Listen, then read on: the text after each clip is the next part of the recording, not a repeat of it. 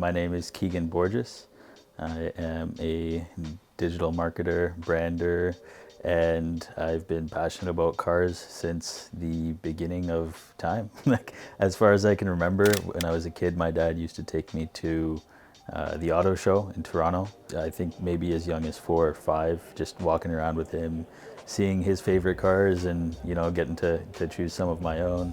I've got some pictures of me with these cars from when I was a kid. It's nice to look back on those memories now and kind of see how my tastes have, shifted and changed, and some things have stayed the same. But yeah, that's what got me into cars. And then over the years, obviously things like Fast and Furious played a big role in it.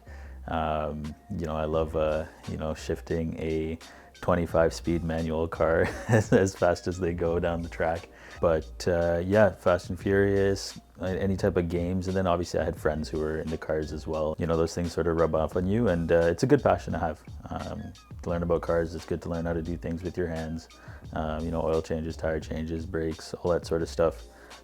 Fortunately, cars, once it becomes a hobby of yours and a passion, it's expensive, it's a money pit, but it's one that sticks with you forever. I didn't even know how to drive manual back then. I paid some guy 45 bucks on Facebook Marketplace to teach me, and showed up in a random parking lot, and he taught me on a Hyundai Veloster.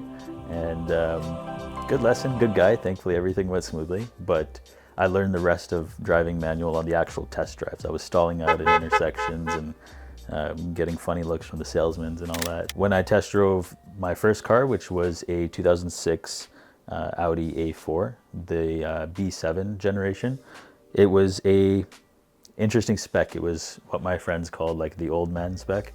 It was a kind of beige interior with the wood grain, and it had the kind of champagne color exterior. And I love that car. It was perfect, in really good condition.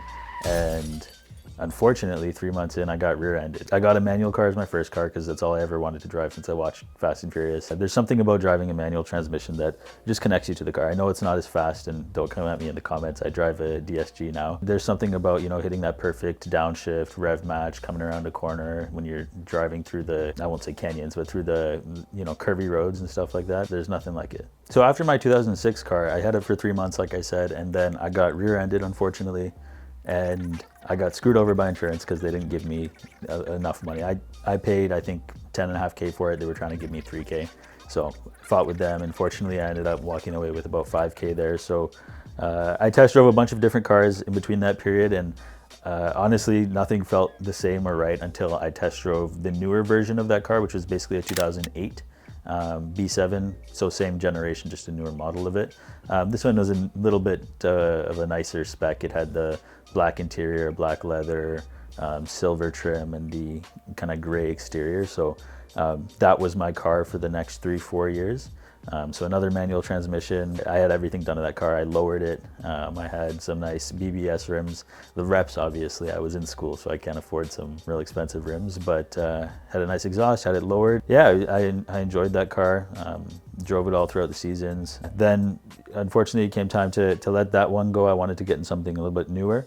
And 3.5 years ago, I got my 2014 B8.5 S5. It's a Estoril blue. And it's got the Panda interior, so the black and white leather, and it's got a DSG transmission. So I was looking for a manual because all my other cars had been manual, but unfortunately, anytime a manual car would pop up on the market, it was gone before I could even get to the dealership. So I test drove this car. I met the guy. He was selling it private sale up in Collingwood, and so drove up to meet him, go test drive the car. It had 77,000 kilometers on it. He was probably in his mid-60s. This was his daily driver. And his weekend car was a Mercedes GTR AMG. I don't know what this guy does for a living. I didn't ask, probably should have, but he's clearly doing very well for himself. He was selling his S5 to get into a A5 Sportback because he had grandkids, so he needed a 4-door. So that makes sense. So anyways, went up there, bought the car. For anyone who knows the kind of GTA area, driving back from Collingwood, taking the side roads, the airport road down, back to kind of the GTA area. Beautiful drive. I had a smile on my face the whole way just ripping down those roads. So definitely a really cool experience buying that car. So As far as performance modifications go, I didn't want to do too much because my last car, when I lowered it, I ended up kind of scraping out the bottom and was getting some issues with rust and things like that. So I didn't want to go too crazy. I kind of wanted to keep this one a little bit more I don't know, sophisticated, if you will. And it's already the S5 version, so it's got kind of some sport suspension. So I did upgrade the rims. I got 20 by 10 all the way around. So had some nice wheels on it for the summer. I got the exhaust done probably about 2 months after buying the car. I got a catback exhaust done from Hot Rod Scott's, so if you're in the GTA, really good custom exhaust shop to go to.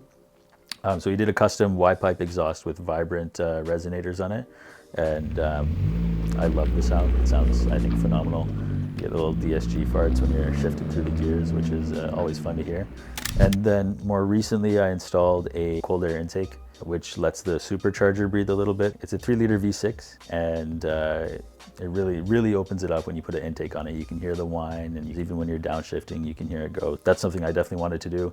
As far as what's next, I want to tune it at some point, because even with the stage 1 tune, these cars go from 333 stock horsepower to about 420.